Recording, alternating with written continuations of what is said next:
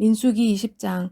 첫째 달에 이스라엘 자손 곧 온 회중이 신광야에 이르러 백성이 가데스에 머물더니 미리암이 거기서 죽음에 거기에 장사되니라. 회중이 무리 없으므로 모세와 아론에게로 모여드니라. 백성이 모세와 다투어 말하여 이르되 우리 형제들이 여호와 앞에서 죽을 때에 우리도 죽었더라면 좋을 뻔하였도다. 너희가 어찌하여 여호와의 회중을 이 광야로 인도하여 우리와 우리 짐승이 다 여기서 죽게 하느냐. 너희가 어찌하여 우리를 애굽에서 나오게 하여 이 나쁜 곳으로 인도하였느냐. 이곳에는 파종할 곳이 없고 무화과도 없고 포도도 없고 석류도 없고 마실 물도 없도다. 모세와 아론이 회중 앞을 떠나 회막문에 이르러 엎드림에 여호와의 영광이 그들에게 나타나며 여호와께서 모세에게 말씀하여 이르시되 지팡이를 가지고 내 형 아론과 함께 회중을 모으고 그들의 목전에서 너희는 반석에게 명령하여 물을 내라 하라. 내가 그 반석이 물을 내게 하여 회중과 그들의 짐승에게 마시게 할지니라. 모세가 그 명령대로 여호와 앞에서 지팡이를 잡으니라.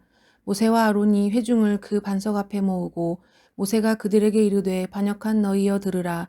우리가 너희를 위하여 이 반석에서 물을 내랴 하고 모세가 그의 손을 들어 그의 지팡이로 반석을 2번 치니 물이 많이 솟아나오므로 회중과 그들의 짐승이 마시니라.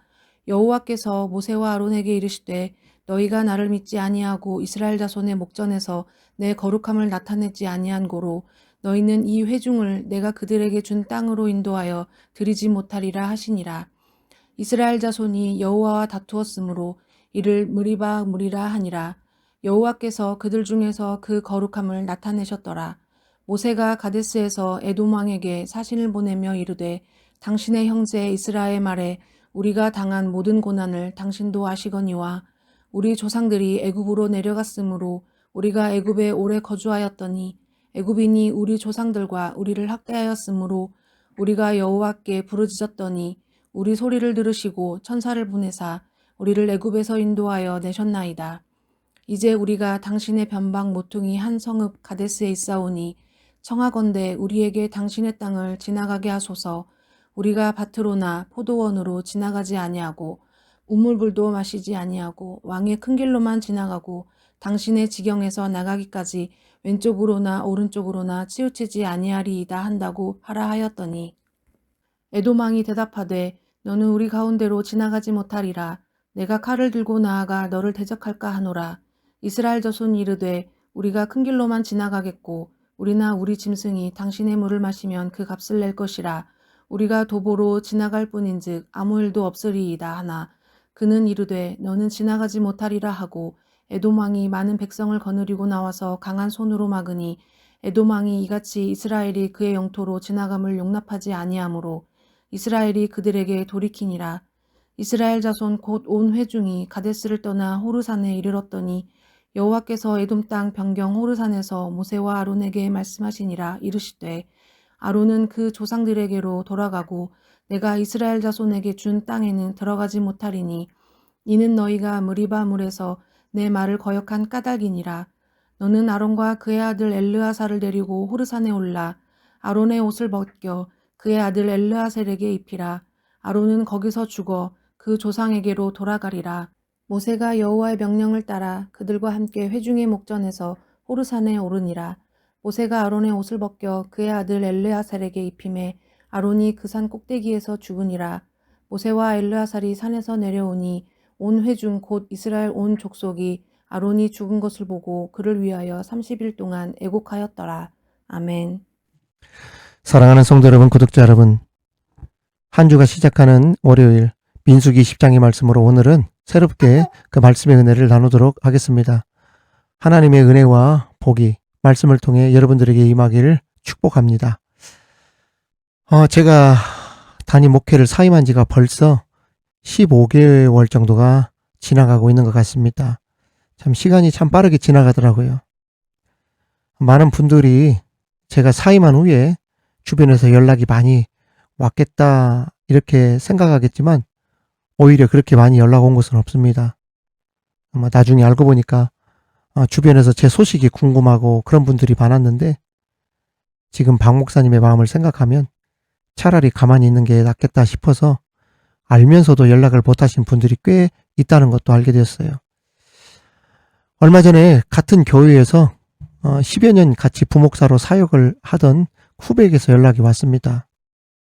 이 후배는 제가 두 번째 사역을 했던 교회에 같이 사역을 하던 그러한 후배 목사님이신데, 지금은 모두 50 중반을 넘긴 담임 목사님이 되어서 전국 각지에서 지금 목회 사역을 하고 있습니다. 그 중에 한 분인 후배 목사님에게서 연락이 온 겁니다.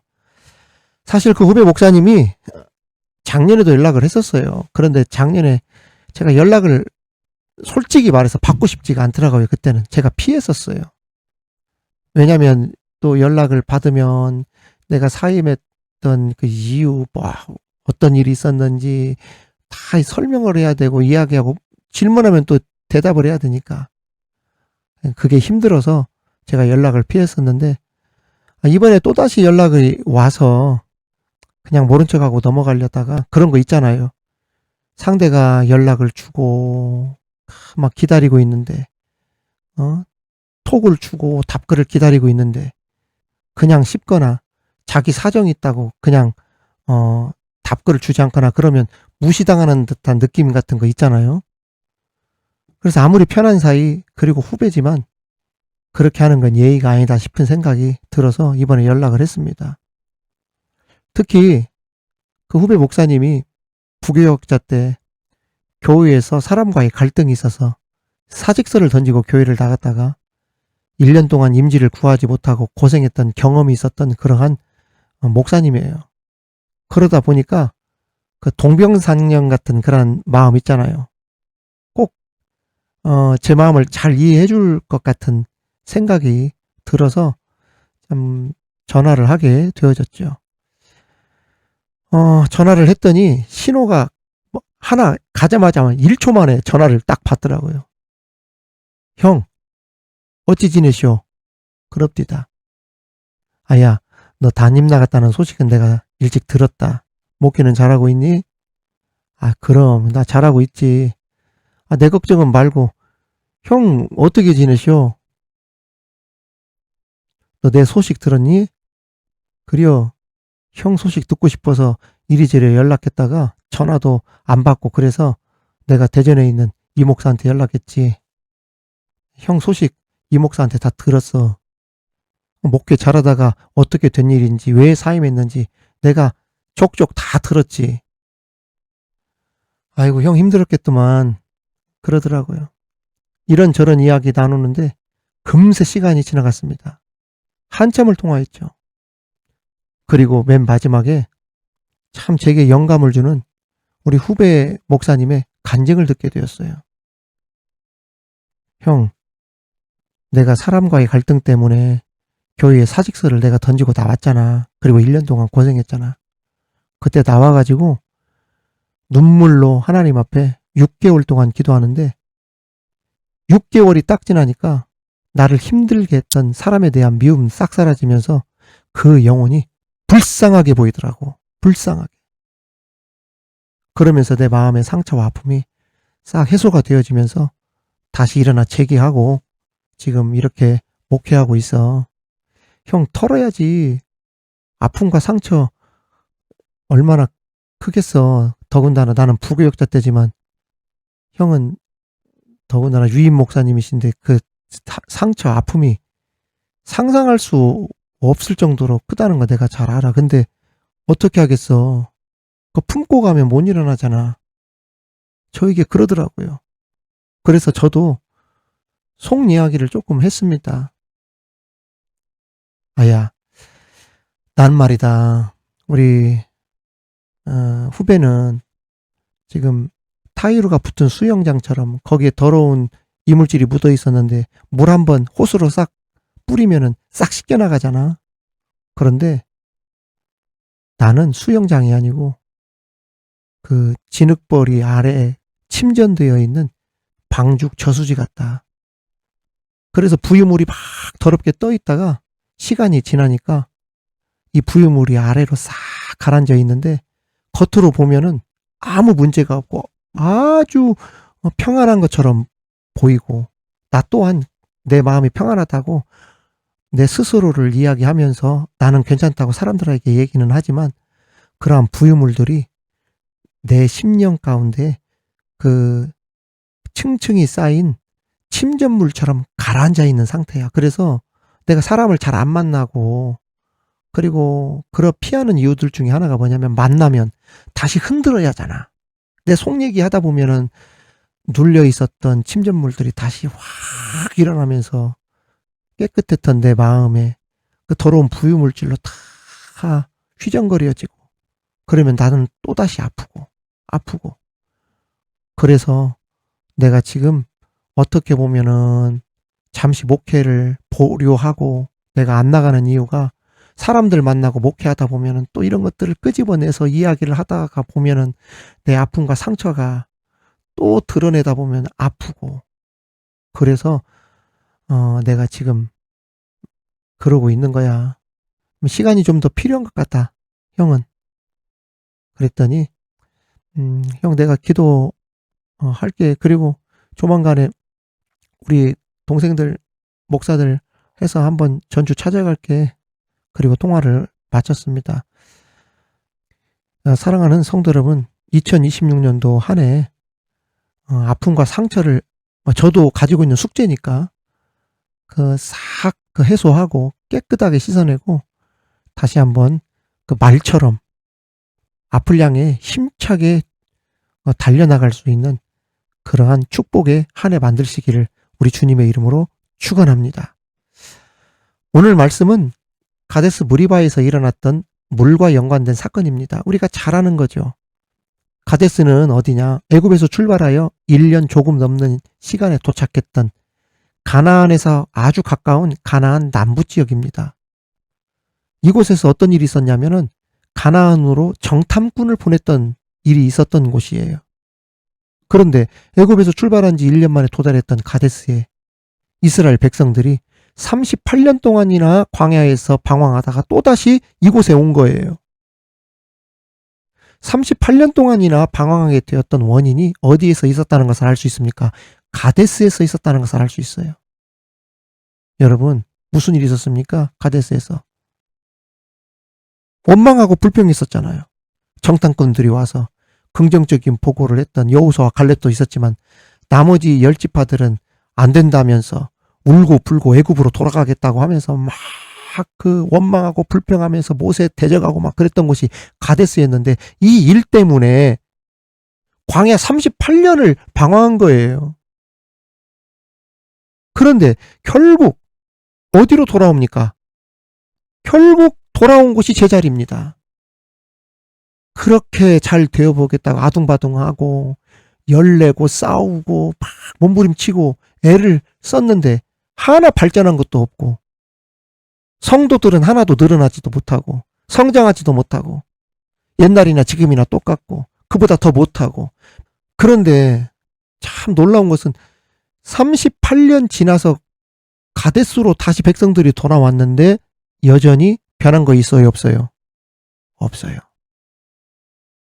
우리가 그런 말 하잖아요.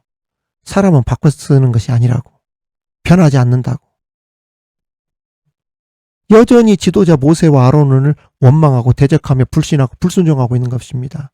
더 놀라운 것은 38년 지났으니까 뭐가 바뀌었습니까? 세대가 바뀌었어요. 아버지 세대 때, 부모님 세대 때 원망하고 불평하던 그러한 잘못되어진 신앙의 모습들, 태도들이 자녀들에도 그대로 세습하고 있는 거예요. 제가 얘기하잖아요. 부모님 때에 주의 종 잘 섬기고 교회의 훌륭한 일꾼이 되어지고 그러한 사람들은 자녀 세대 때에도 축복의 자녀들이 됩니다. 부모님께 배운 것이 그거니까. 그런데 아버지나 어머니 목회자 힘들게 하고 성도들이 그걸 알아. 그때 어머니 때 아버지 때 목회자 힘들게 했는데 지금 자식들도 똑같다고. 여러분 이건 제 말입니까? 여러분들의 간증입니까? 여러분들이 잘 알잖아요.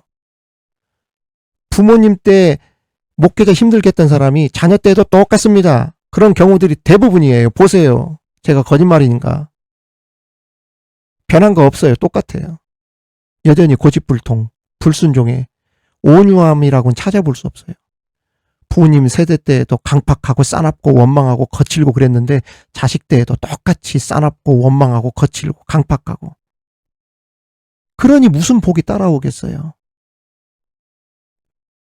이럴수록 하나님의 은혜와 축복도 답보 상태가 되어버리는 거예요. 하나님의 축복, 은혜가 끊어져 버리게 되는 거예요. 오지 않아요, 이런 사람들에게는. 내가 내려놓지 않는 이상, 변화되지 않는 이상 하나님의 은혜와 축복도 계속 유보되고 미뤄진다는 것을 잘 보여주는 사건이 바로 무리바의 사건인 것입니다. 참 이것을 보면 사람에게 있어서 죄의 본성이라는 것이 있다는 것을 알 수 있어요. 시간이 지나도 사람의 특질이나 특성, 성격, 성질 쉽게 변하지 않는다는 것. 죄는 항상 성령으로 은혜로 다스려야지 그렇지 않으면 끝까지 그 불신은 살아있게 됩니다. 그래서 날마다 은혜 받자, 날마다 성령 충만하자 하는 것입니다. 아무튼 38년간이나 하나님께서 함께 해주셨는데 과거의 은혜는 까마득히 잊어버리고 현재의 문제만 가지고 또다시 원망하면서 불평하고 있습니다.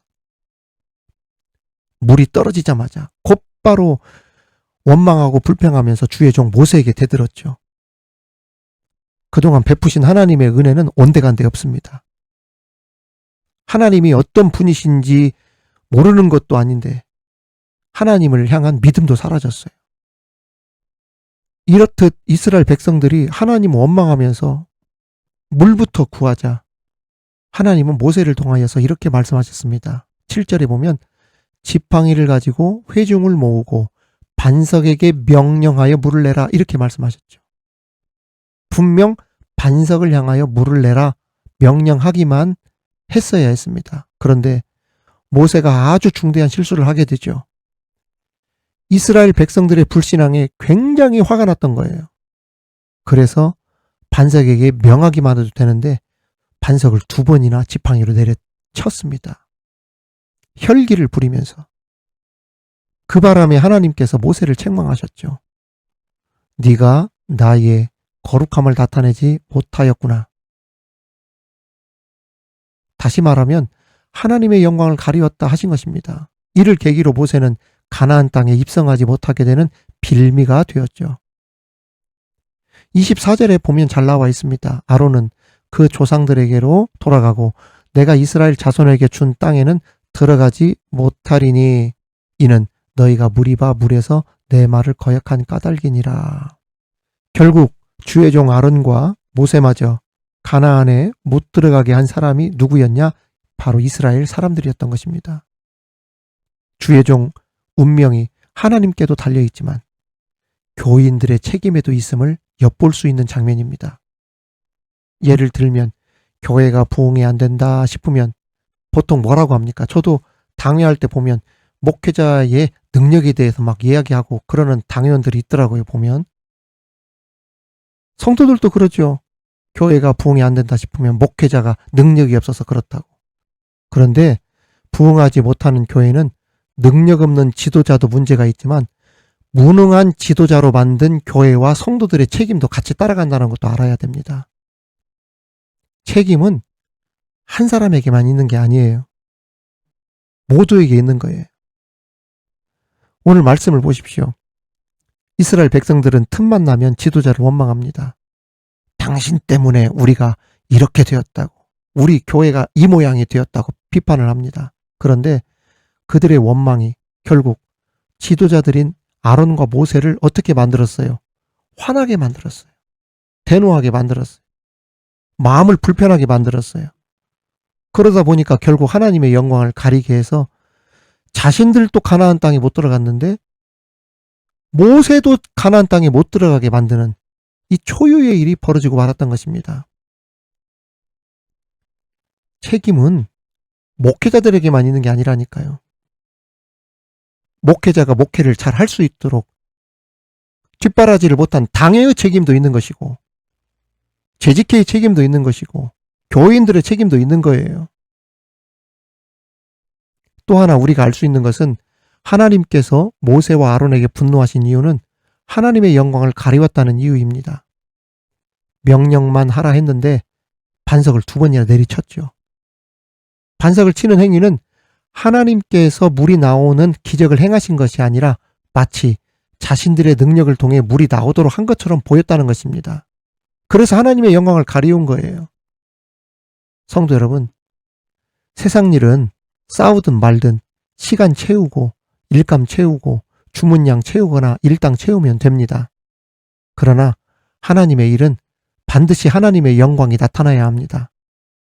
일의 양적인 문제보다 아니면 재정의 문제보다 하나님은 모든 일에 하나님의 영광, 즉 감사와 은혜와 축복과 기쁨과 자원함과 헌신이 담겨져서 그저 감사하고 영광을 하나님께 돌리는 것이 교회에서는 가장 중요하다는 말씀이에요. 물이 나오는 것도 소중하지만 물을 얻을 수 있는 재정 능력도 중요하지만 물 한 모금을 마셔도 거기에 기쁨이 있어야 되고 이 물은 하나님께서 주셨다고 하면서 감사 찬송이 넘쳐야 되고 그 물을 다른 사람을 위해 나누고 함께 웃으며 사는 은혜로움이 넘쳐야 하나님이 그것을 기뻐하신다는 거예요. 교회 일 한다면서 서로 헐뜯고 싸우고 당회원들끼리 싸우고 재직 회원들끼리 막 싸우고 목회자와 교인들이 싸우고 이렇게 하나님의 일을 할 것 같으면 하나님의 일이 무슨 의미가 있겠냐는 거예요. 욕하면서 예배하고 미워하면서 찬송하고 시기하면서 봉사하고 남 헐뜯으면서 헌신하고 이러한 하나님의 일을 하지 말라는 것이 아론과 모세를 통해 말씀하신 중요한 포인트라는 이야기입니다. 왜 거룩한 하나님의 일인 반석에서 물이 나오는 기쁜 일을 하면서 화내면서 짜증내면서 반석을 막대기로 후려치면서 화풀이하면서 하느냐는 거예요. 이것이 하나님의 영광을 가리웠다는 말입니다. 그러므로 목회를 하는 목사님으로 하여금 목회할 때 분노하고 화나게 해서 목회하게끔 하지 말라는 이야기. 그 책임이 교회에 굉장히 커요. 교인들의 책임이 굉장히 크다는 이야기예요. 그 원인 제공을 했잖아요. 이스라엘 백성들이. 사랑하는 성도 여러분, 먹든지 마시든지 무엇을 하든지 다 하나님의 영광을 위해 하라 하신 것처럼 우리 모든 성도들 신앙생활 하나님의 영광을 위해 하시고 교회 생활 하실 때 한 번을 해도 기쁘게 하시고 나는 없고 하나님의 영광을 위해서만 할 수 있는 우리 모든 성도들이 다 되시기를 주님의 이름으로 축원합니다. 특별히 생수가 바위 위에서 흘러나왔다고 했는데 고린도전서 10장 4절에 보면 바울 목사님은 비유하기를 모세를 통해 광야에서 물을 낸 반석을 가리켜 예수님이라고 그렇게 하신 장면이 나옵니다. 다 같은 신령한 음료를 마셨으니 이는 그들을 따르는 신령한 반석으로부터 마셨음에 그 반석은 곧 그리스도시라. 다시 말해 예수님을 신령한 음료가 나오는 반석이라고 비유한 것입니다. 생수가 흘러나오는 반석이신 분이 예수님이신데 그 예수님께서 믿는 자 속에 오늘도 함께 하심을 믿으시기 바랍니다. 예수님 모시고 살면 믿음으로 살면 영원히 목마르지 않게 하시는 생수가 되어주시고 우리에게 축복이 되어주신다는 것을 믿으시기 바랍니다. 그럼에도 많은 세상 사람들이 그 생명을, 그 목마름을 해결하는 그 해결을 다른 것에서 찾으려 하고 다른 것에서 인생의 만족을 얻으려 하고 다른 곳에서 구원을 찾고 영생을 찾는 일들이 많이 있죠. 그러나 우리 인생의 목마름을 채워주시고 또 우리에게 생수가 되어주셔서 우리를 살려주시는 그러한 반석은 오직 예수님만 있다는 거. 거기에 살 길이 있고 거기에만 구원이 있다는 거. 반석이신 예수 그리스도를 믿음으로 오늘도 복되고 승리하는 하루가 되시기를 우리 주님의 이름으로 축원합니다. 축원합니다. 말씀을 통해 귀한 은혜 받게 하시니 감사합니다. 하나의 일을 해도 하나님의 영광이 되게 일을 하게 하옵소서. 주의 종으로 분노케 하면서까지 하나님의 일을 한다 하지 않게 하소서. 욕하면서 미워하면서 시기하면서 남의 흉을 보면서 일하지 않게 하옵소서. 내 마음 깊이 침전되어 있는 아픈 상처를 그리스도의 보혈로 깨끗이 밖으로 던져 완전히 제거하여 주옵소서. 생수 되신 예수님으로 영원히 목마르지 않는 은혜를 날마다 경험하며 사는 우리 되게 하여 주옵소서. 예수님의 이름으로 기도하옵나이다. 아멘.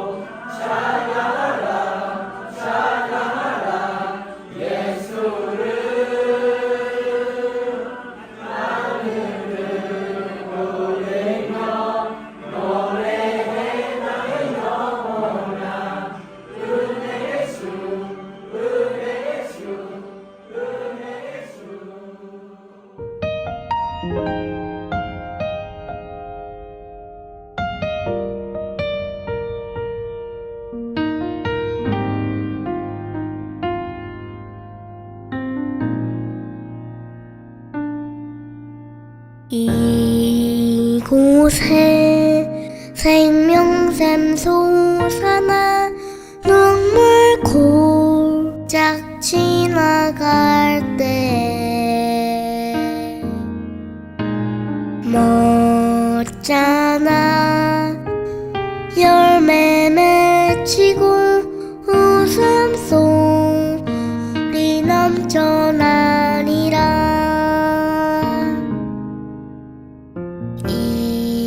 이곳에 생명샘 솟아나 눈물 골짝 지나갈 때에 멋잖아 열매 맺히고 웃음소리 넘쳐나리라. 꽃들도 구름도 바람도 넓은 바다도 찬양하라 찬양하라 예수를.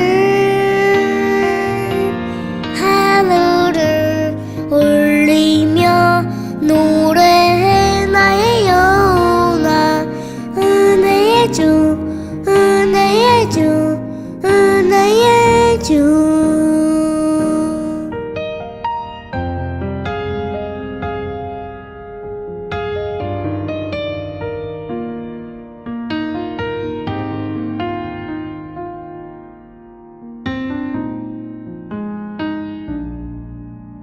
그